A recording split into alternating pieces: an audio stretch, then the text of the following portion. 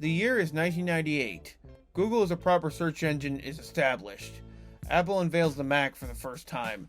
At the movie theaters, films like Saving Private Ryan, The Truman Show, There's Something About Mary rule the multiplexes. However, waiting in the wings that very year, there are two nuclear object movies that are about to strike their way towards the top of the box office charts. Both films are anticipated to do very well, but only one can come out on top. This is Deep Impact versus Armageddon. In this video, I'm going to explore the Deep Impact versus Armageddon feud from the perspective of context, origins, productions, release, and then finally my own thoughts on the films and how they compare and contrast with each other.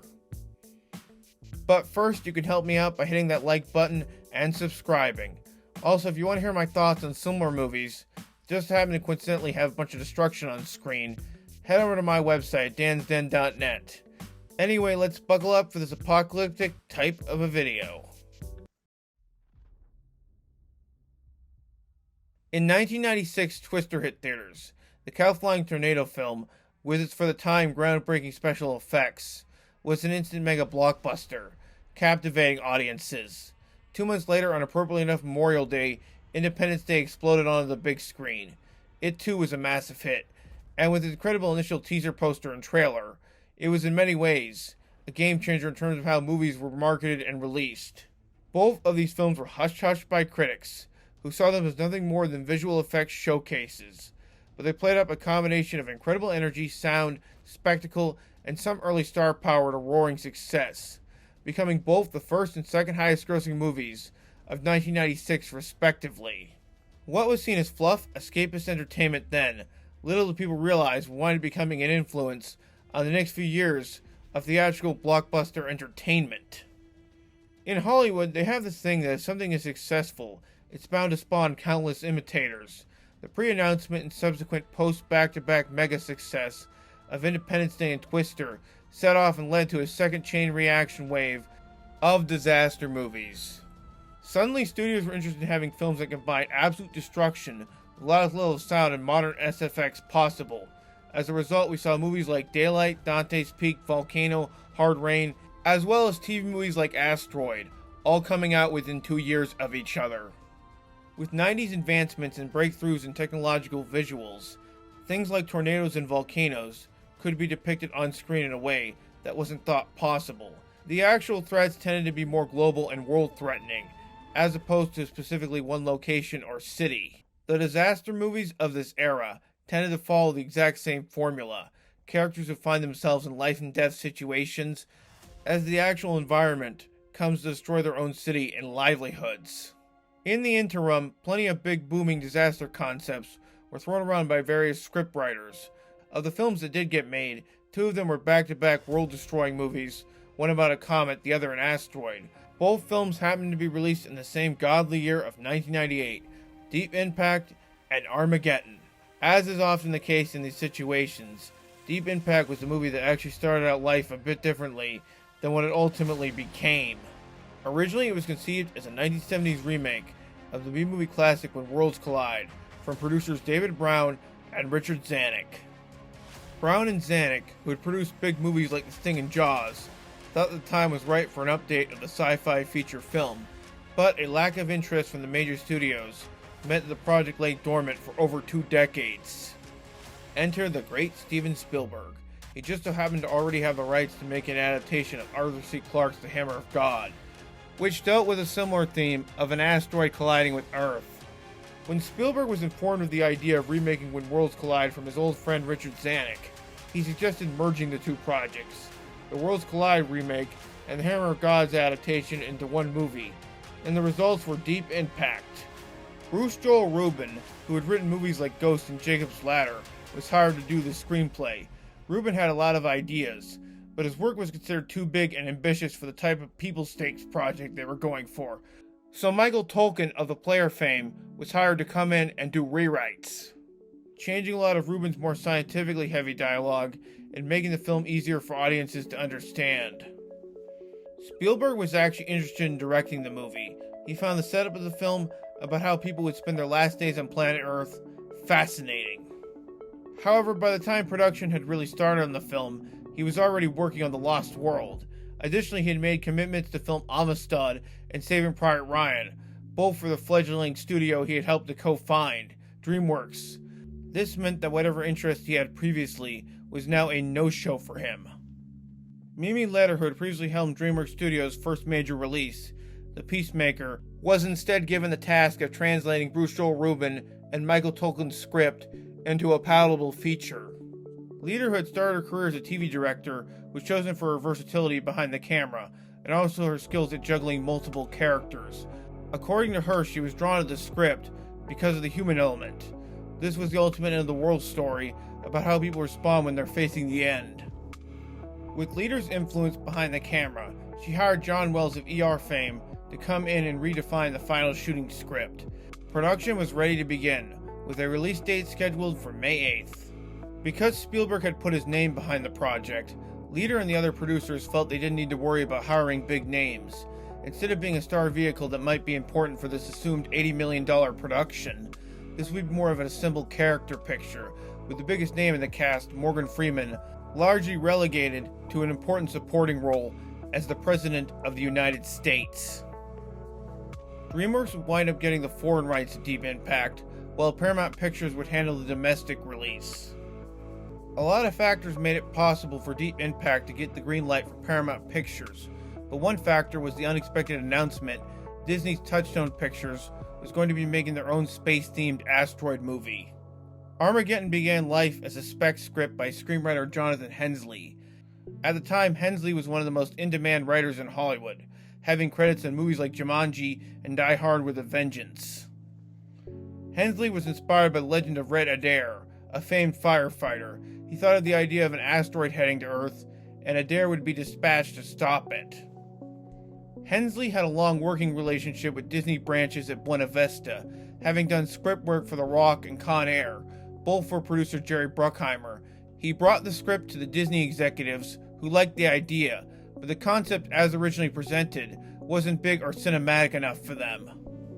However, with Paramount announcing that we're reviving the old Deep Impact project, this meant that the Mouse's asteroid film would have to get rolling immediately, but the Disney executives still had their reservations. It wasn't until Hensleigh sent over his first draft to The Rock director Michael Bay did things start to pick up. Bay expressed enthusiasm in the project. Immediately after, the script found its way to Disney chairman Joe Roth.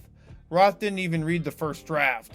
The idea of an asteroid movie was such an appealing pitch to him that, as he put it in his own words, it doesn't happen often, but every once in a while you hear an idea and you know, that's a home run.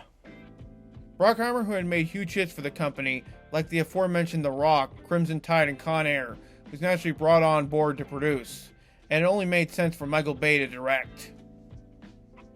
As is customary for a Bruckheimer production of the time, multiple screenwriters were brought in to polish the final product. These include the legendary Robert Towne, who wrote a mutiny scene that got cut. Con Air screenwriter Scott Rosenberg redefined some of the dialogue for the supporting cast, and Biderman worked on Liv Tyler's lines, while Tony Gilroy rewrote the opening, since nobody found the actual introduction and setup believable. Considering how the movie opens as is, how much more implausible could you even make it? Everybody took a jab at the project. Most notably, however, J.J. Abrams, a jobbing writer at the time, did an entire reworking of the script, adding snappy dialogue, which Michael Bay really liked. As a result of all of the script tinkering, the original idea had moved past its initial formation. This meant that the actual film credits would read as follows: story by Robert Roy Pohl and Jonathan Hensleigh, adaptation by Tony Gilroy and Shane Solaro, and screenplay by Hensleigh and J.J. Abrams. Sounds like a mouthful, but for the WGA, it was basically child's play. Joe Roth came up with the simple title Armageddon. There was an itsy-bitsy tiny problem though. Producer Joel Silver had already registered that name, so in a bit of a trade-off, Disney agreed to give up the trademarks they owned for Conspiracy Theory and Father's Day to Warner Brothers in exchange for Armageddon's. It might seem strange in retrospect, but Armageddon was considered the biggest gamble of summer 1998. It was the largest budgeted film up to that point the Walt Disney Company had personally financed, with at least $100 million sunk into the production, and it represented a potential huge financial risk for the studio. there was no guarantee that the movie was going to be a huge hit, particularly with Deep Impact right on its tail. This meant that the movie needed a big star to ensure that it would do well internationally. That's where Bruce Willis came in. Willis was supposed to star in a smaller movie called Broadway Brawler, but that project eventually fell apart. His agency expressed interest, and he agreed to appear in the picture. Thus, the movie finally got the green light, Red Adair became Harriet Stamper, the rest of the cast joined. The movie was set to be released on the 4th of July weekend, and the cameras started rolling. Production on Deep Impact was not initially as smooth sailing as you might think. While Mimi Leder was a competent professional on set, she came from the world of television, and was accustomed to shooting in smaller sets and spaces. However, with Deep Impact, she had to go much bigger than she'd ever gone before. Didn't help that the script she had to work with was considered too convoluted for its own good. The special effects would primarily be handled by ILM. Since this was a predominant Earthbound set story, this meant that most of the money would go to spaceship sequences and a destructive comet at the end. The effects were a combination of practical miniatures combined with enhanced 90s CGI. Notably, the wave at the end of the film was one of the first real attempts at creating a major body of water with heavy computer graphics. Because, as it turns out, creating an actual wave in real life is not a great idea. Shooting would prove to be especially difficult. The fictional large comet rock they used for the film turned out to be much bigger than they anticipated, and could barely fit into the location they were using. What didn't help matters is that director of photography Dietrich Lohm, who previously worked with Leder on The Peacemaker, started to fall behind in production, and Leder was taking heat for it. It was later revealed that Lohan was fighting leukemia. He died unexpectedly days after the movie wrapped, and the film was dedicated to him. After all of those tribulations and trials, the movie was seemingly ready for its scheduled May release. But there proved to be another problem. The movie had been test screened for an audience, and word on the street was that the film was an absolute dud. Audiences were laughing at moments that were supposed to be big and important. They found the original ending to be too downbeat and depressing, and by the end they were tired of the final product as a whole. With weeks before the film was about to be released, something had to be changed to make the movie work as more of a coherent whole. Taking a cue from Spielberg and working with DreamWorks' Walter Parks, Mimi Leder plotted out reshoots and cuts in an attempt to make the movie more heartwarming and less tedious. The ending was also reworked to be more triumphant. Another test screening occurred. This one went down much better, and the film was finally set for its May 8th release date. Much of Armageddon's production problems can be traced back to trying to deal with heavy special effects. However, Armageddon's production can be described as way messier in comparison to Deep Impact.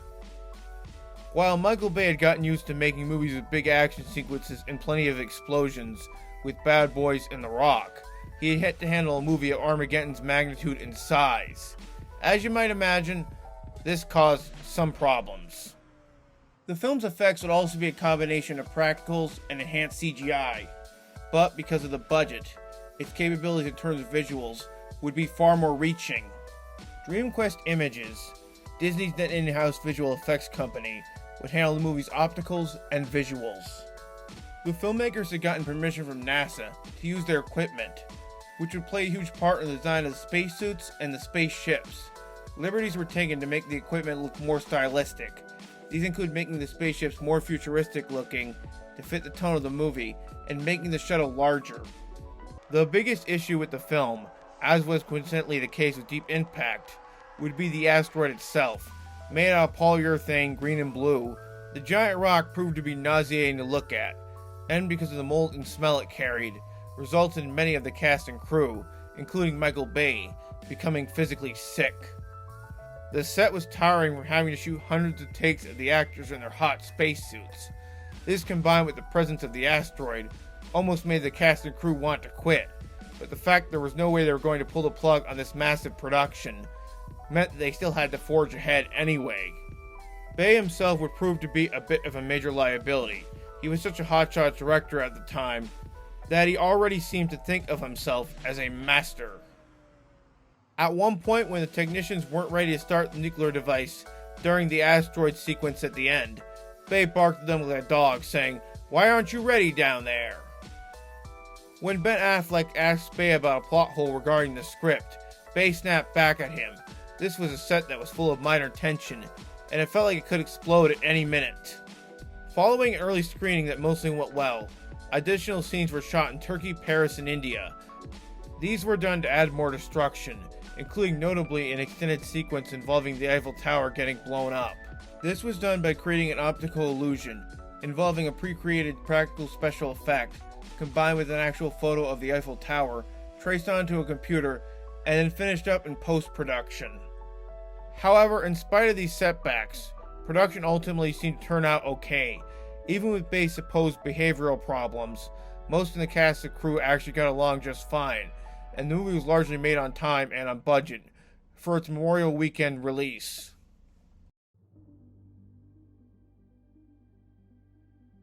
So, both of these movies were set to be released in the summer of 1998, and as a result, there was a genuine rivalry sporting match going on between the two. According to inside sources, at one point Michael Bay would literally sneak in the Paramount lobby and start stealing dailies from Deep Impact as a way to check out what their rivals were up to. Bay claimed that Paramount was stealing plot points and even dialogue from his motion picture.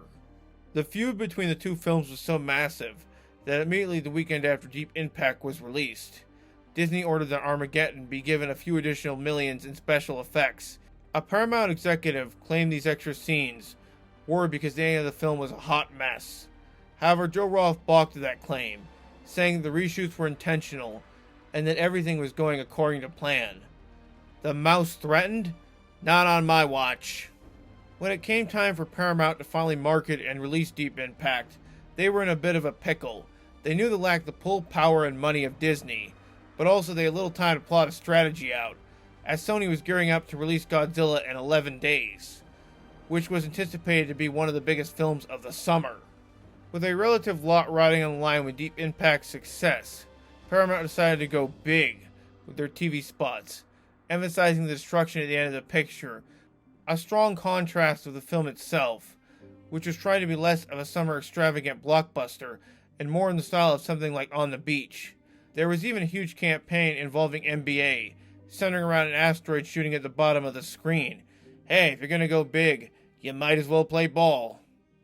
Anticipating Armageddon's release, Disney went all out in their own marketing campaign, spending $2.6 million to promote the film at the Super Bowl, putting the logo on every billboard in America, deals with companies like McDonald's, Nestle, and Nokia, all in an attempt to make it look like it was going to be the movie of the summer. Perhaps the strangest marketing release strategy, though, was when Disney decided to have a preview screening of Armageddon's first 50 minutes at Cannes. A decision that sounds like it was more baffling than anything that happened on set. Their expectations for the film were so big that they didn't mind if their anticipated feature film was going to get pecked at from the wrong audience. As one might expect, the crowd at Cannes did not take particularly well to the space-laden, big-budget action feature.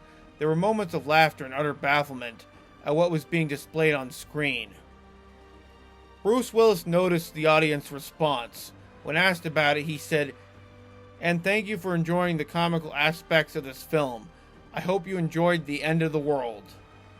Initial reviews for both films were mixed at best. Many critics did, however, praise Deep Impact for its scientific accuracy. Richard Schinkel of Time called the film refreshing in the somberly inspirational ways it embraces the conventions of the old-fashioned disaster movie, while Rita Kempley of the Washington Post criticized the film for its slow pace. These folks are so blaze. You'd think that scientists had predicted pennies from heaven instead of world's end within the year. Oh! Armageddon's reviews were not kind, to say the least.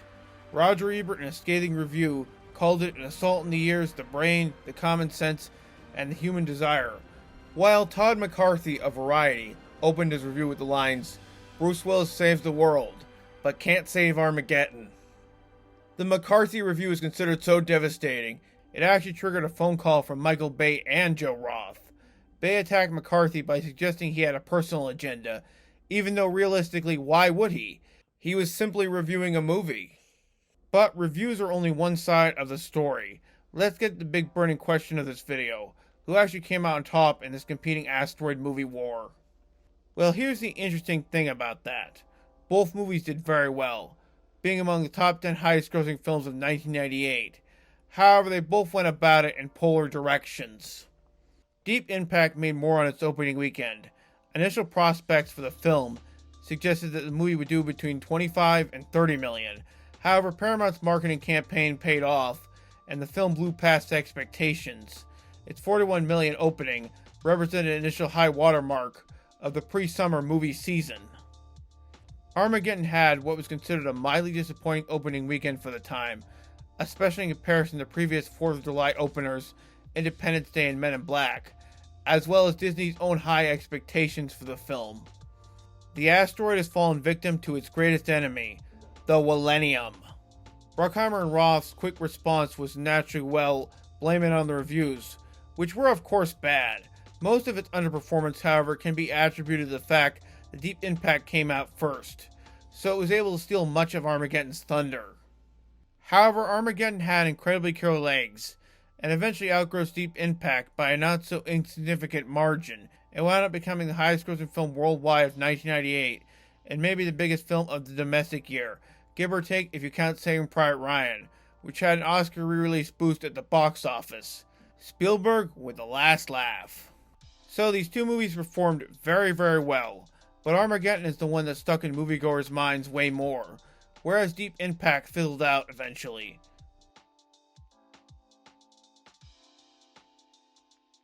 This brings us to the biggest and most important part of the video. What about the movies themselves? What are my thoughts on them as overall motion pictures? Well, this was an interesting one, because both movies have the same sort of conceit. However, largely due to difference in budget scales, 80 million for Deep Impact, 100 million for Armageddon, they are very, very different from each other in basically every way otherwise. Deep Impact is the more relatively meditative look on how we respond to this apocalyptic potential disaster-ending event.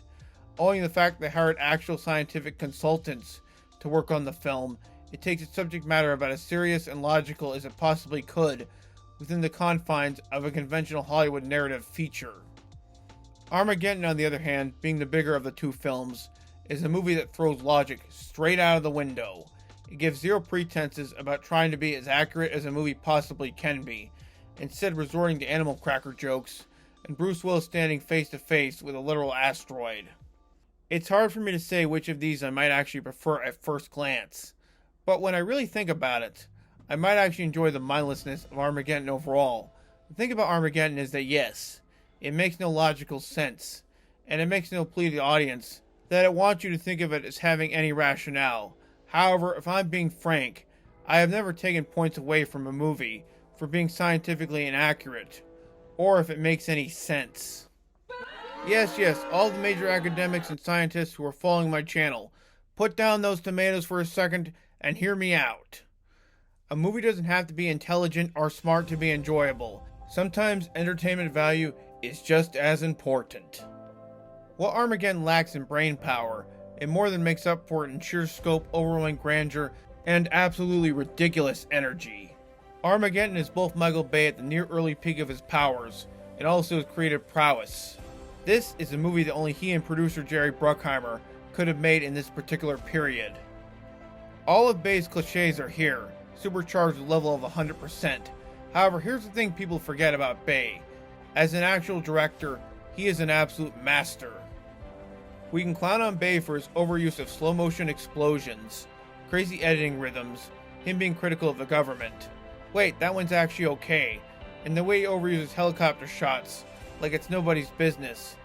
But realistically, has anyone done it better? When anyone actually tries to do the Bay thing, sans the man himself, more often than not it turns out to be a massive failure.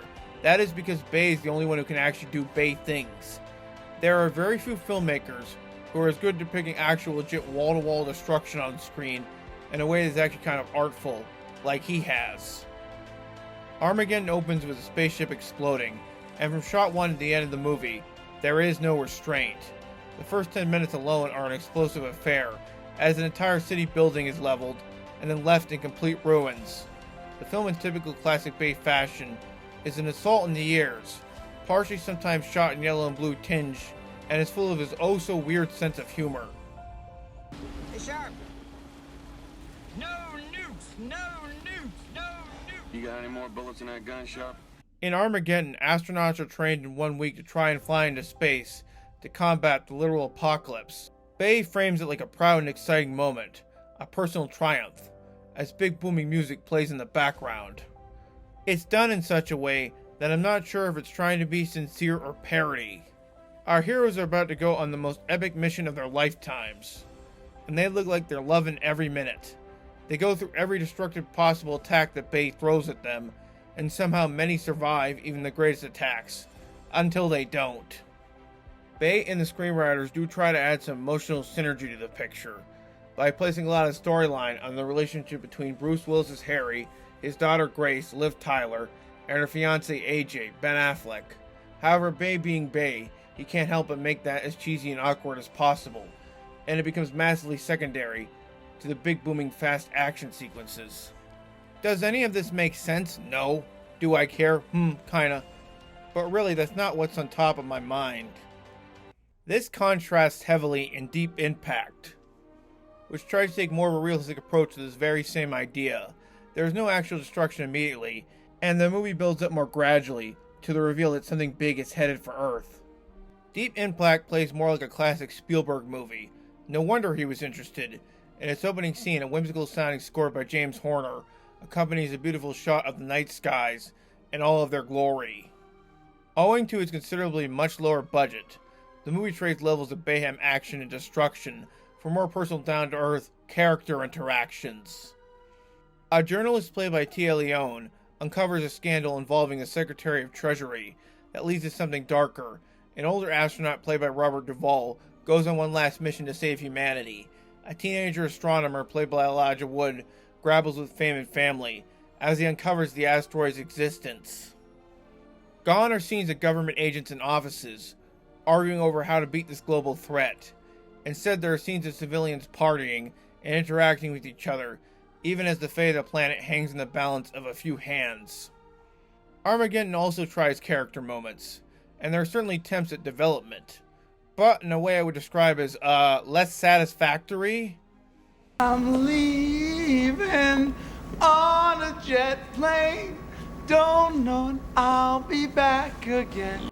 I'll never think of that song the same way again. The President, as memorably played and perfectly cast by Morgan Freeman, is far more of a central character here. This isn't a rallying the troops Independence Day president, though. He's a far more realistic commander-in-chief, who is optimism on camera, but behind the scenes, comes off as far less assured. I mean, why wouldn't he be? It's the actual end of the world. When the Messiah, the ship that is supposed to save the human race, launches, it's not played majestically. Instead, it's treated as doubtful, as we're not even sure if it will be successful in its mission to thwart the comet. The astronauts run into more plausible threats, at least by the standards of a motion picture for general audiences, when they're nearly threatened by the literal atmosphere of space itself. Director Ming Letter cuts to a slow-mo shot of them gasping for breath. The Messiah does in fact seemingly fail in its mission. Jon Favreau's astronaut character perishes. In a last-ditch effort, missiles from the USA and Russia are launched, as the President sets up an archetype strategy of survival to prepare for the inevitable doomsday. It turns into a real last-stand life-and-death situation. Ultimately, Deep Impact is a movie that is less concerned with wreckage, as much as it is focused on human emotions, how the end of the world would impact people's lives, and what would you do if you only had a limited amount of time left on the planet. Does this mean that Deep Impact is the better movie? Yes, or at least it's a lot less cringy to watch overall than Armageddon is, lacking that film's bad stereotypes and the more awkward Bay humor, but it suffers from being less overall as actual entertainment. The movie feels like it's trying to say more meaningful things about what would happen if something big hit the planet. But as much as I can appreciate the focus on personal drama, I primarily want to see cities getting blown up. While both Armageddon and Deep Impact end with inspiring messages, and the destruction of the planet being prevented, they go about it from much different angles. In Armageddon, the astronauts manage to successfully prevent the asteroid from striking Earth, but only by means of Bruce Willis's Harry staying behind and destroying himself, so the object can be shattered into pieces. In contrast, in Deep Impact, where the asteroid does in fact partially strike the planet, and a tidal wave of destruction rains upon many cities. However, in a last-ditch effort to save all of humankind, the astronauts aboard the Messiah sacrifice themselves. And while the movie ends in a triumphant presidential speech, it is more about the human race beginning anew and rebuilding than merely just a roaring celebration.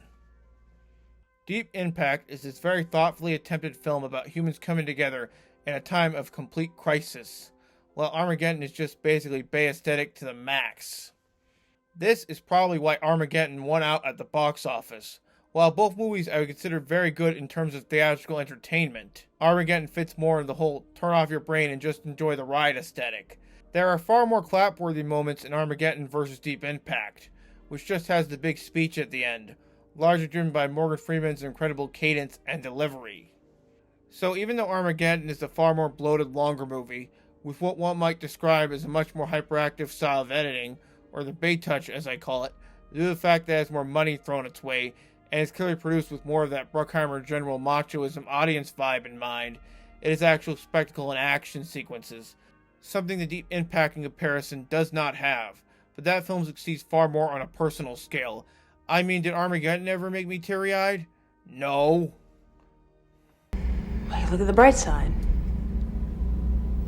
We'll all have high schools named after us. Astronauts of the Messiah, we salute you. In simpler terms, I would describe Armageddon as an action-adventure film with an asteroid that happens to have elements of suspense, while Deep Impact is more of a traditional disaster movie about people actually coming together to save the planet. Overall, if we're talking successful, Armageddon wins the prize on both a box office and an entertainment level. However, that doesn't mean Deep Impact isn't without things to recommend about it. It's probably the better executed of the two. It's just that I enjoyed Armageddon's brashness more. Hey everyone, I hope you enjoyed this video. With this one I was trying to do some classic comparing and contrasting. Certainly these movies look very similar on the surface, but underneath all that destroyed wreckage lies two motion pictures that handle the concept of the end of the world from very different perspectives. I'd like to give a shout out to the episode's primary research material, Peter Bart's engrossing 2000 book The Gross, pardon the pun, which deals with the hits, the flops, and the whatevers of summer 1998. As somebody who's a fan of Hollywood history and box office expectations, I really enjoyed it, and I'd recommend it to anyone who's into that kind of specific history. Anyway, bye.